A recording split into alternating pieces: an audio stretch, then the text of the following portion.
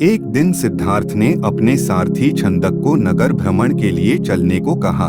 छंदक ने तुरंत राजकुमार के प्रिय घोड़े कंथक को तैयार किया।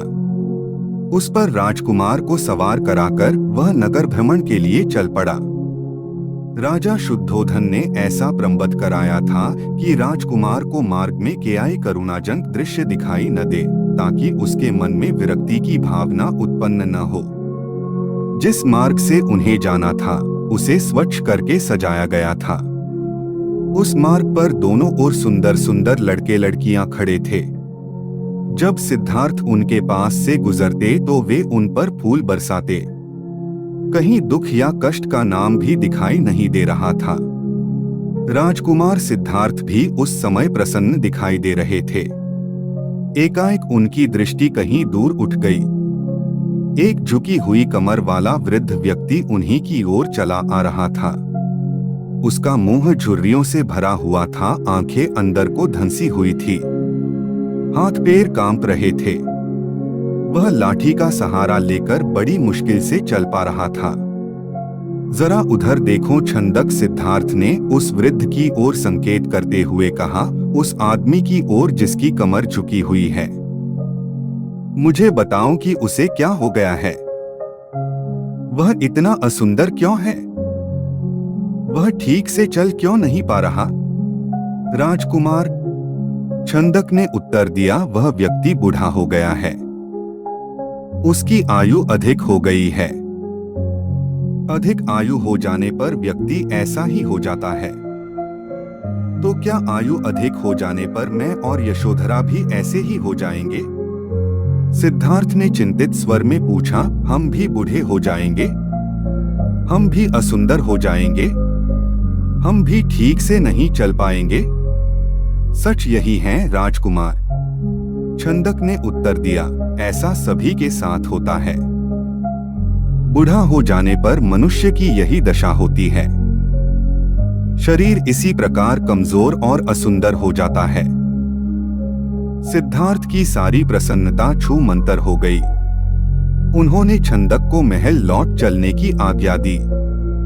जब सिद्धार्थ अपने महल पहुंचे तो उन्होंने यशोधरा को अपनी प्रतीक्षा करते हुए पाया। उन्हें उदास देखकर यशोधरा ने पूछा, क्या बात है? स्वामी, क्या आप थक गए हैं? नहीं यशोधरा, सिद्धार्थ ने एक लंबी सांस लेकर उत्तर दिया, मैं थका हुआ नहीं हूँ। बात यह है कि आज मैंने एक ऐसे व्यक्ति को देखा जो बहुत कमजोर था। उसका पूरा शरीर कांप रहा था, उसकी आंखें झुकी हुई थी और वह असुंदर हो गया था। छंदक कहता है, वह बुढ़ा हो चुका है। बूढ़ा हो जाने पर ऐसा ही होता है। यह देखकर मेरा मन उदास हो गया। इस प्रकार तो मेरी दशा भी आगे चलकर ऐसी ही हो जाएगी। आप व्यर्थ ही दुखी हो रहे हैं। यशोधरा ने कहा, छोड़िए इस बात को।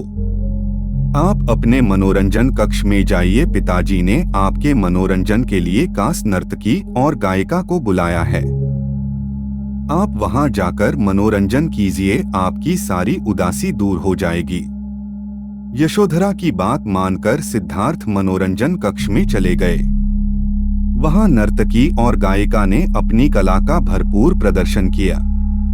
उन्होंने सिद्धार्थ की उदासी को दूर करने का पूरा प्रयास किया, लेकिन सिद्धार्थ की उदासी दूर न हुई। उनकी आंखों के सामने रह रहकर वही वृद्ध व्यक्ति घूम रहा था जिसे उसने मार्ग में देखा था। वह बार बार यह सोच रहा था कि क्या बूढ़ा होने से बचने का कोई उपाय नहीं है। कुछ दिनों बाद अचानक सिद्धार्थ ने पुनः भ्रमण की इच्छा व्यक्त की। इस बार छंदक एक रथ सजाकर ले आया। रथ पर सवार होकर सिद्धार्थ पुनः नगर की ओर भ्रमण की ओर चल पड़े। इस बार छंदक पूरा प्रयास कर रहा था कि राजकुमार को कोई करुणाजनक दृश्य दिखाई न दे, लेकिन जो होना होता है वह होकर ही रहता है। मार्ग में सिद्धार्थ को एक रोगी व्यक्ति दिखाई दिया। वह रोग के कारण कराह रहा था। सिद्धार्थ ने तत्काल रथ रुकवाया और छंदक से पूछा, इसे क्या हो गया है? यह इस प्रकार कराह क्यों रहा है? राजकुमार छंदक ने उत्तर दिया, इसे रोग ने घेर रखा है। यह रोग के कष्ट को सहन नहीं कर पा रहा, इसी कारण कराह रहा है। परंतु इसे रोग ने क्यों घेर लिया? सिद्धार्थ ने आश्चर्य से पूछा। छंदक ने उत्तर दिया, रोग तो बड़े बड़े स्वस्थ व्यक्तियों को भी घेर लेता है, उन्हें भी रुला देता है।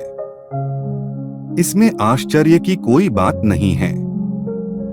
अपने जीवन काल में कोई न कोई रोग लगभग प्रत्येक व्यक्ति को हो जाता है। ओह!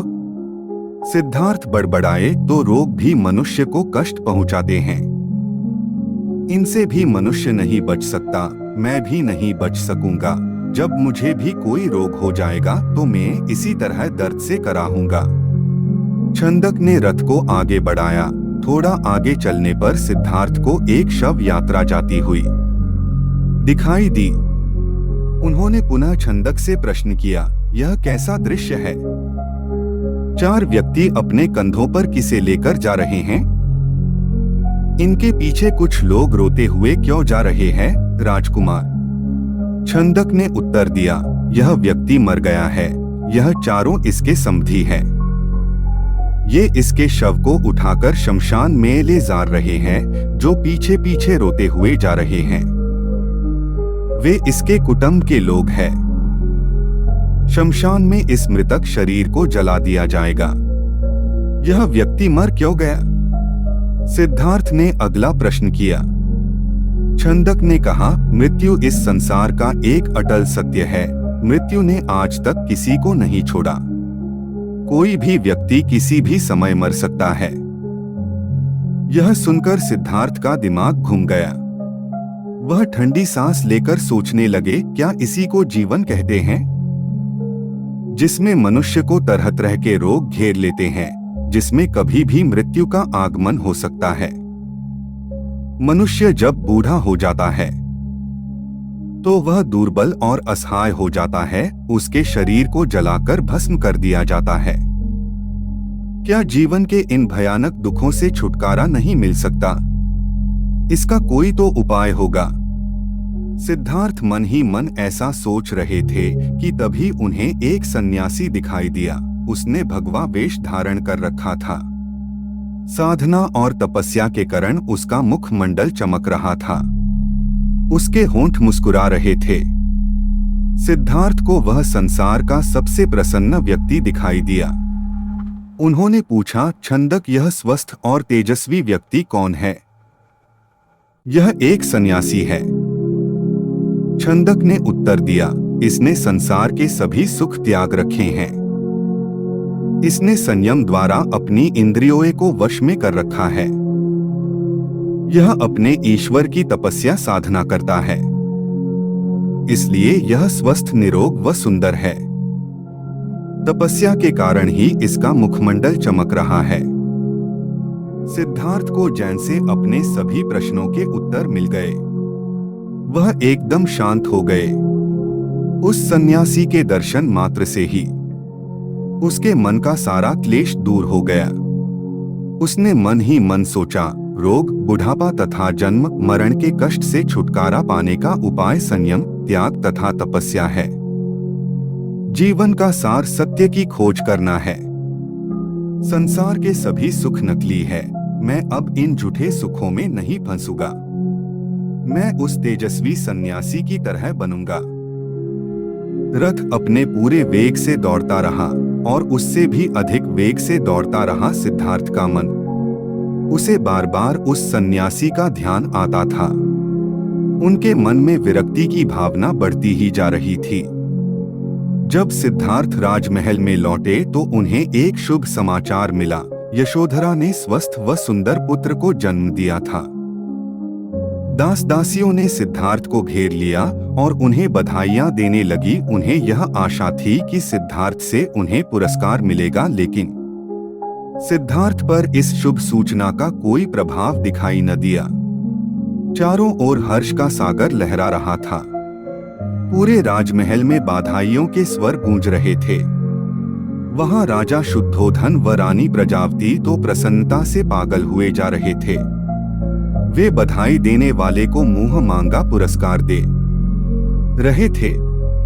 कपिलवस्तु में नए राजकुमार के जन्म लेने के उपलक्ष्य में नाच गाने व उत्सव होने लगे, लेकिन सिद्धार्थ को उनमें कोई रुचि न थी।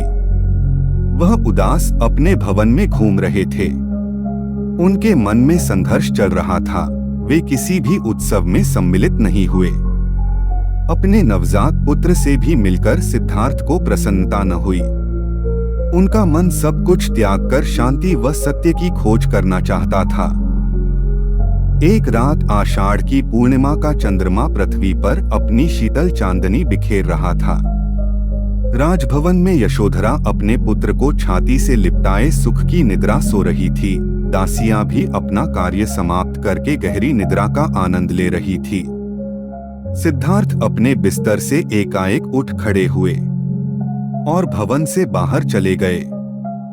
भवन से बाहर निकलकर वह सहसा ठिठके। उनके मन में एक बार यशोधरा व राहुल को देखने की इच्छा उत्पन्न हुई। वह वापस जाने के लिए मुड़े, परंतु जिस प्रकार कोई सर्प अपनी केंचुली का उतार कर उसकी ओर नहीं देखता, वैसे ही सिद्धार्थ ने भी अपने मोह को एक ही झटके से त्याग दिया। धीरे धीरे चलते हुए सिद्धार्थ वहां जा पहुंचे जहां उनका सारथी छंदक सो रहा था। सिद्धार्थ ने उसे जगाया। छंदक ने चौंक कर अपनी आंखें खोली व निकट बंधे कंथक घोड़े ने भी हिनहिनाकर सिद्धार्थ की ओर देखा। राजकुमार, छंदक ने नम्रता से आश्चर्य से कहा, आप और यहाँ? वह भी रात के इस समय? सब कुछ ठीक तो है ना?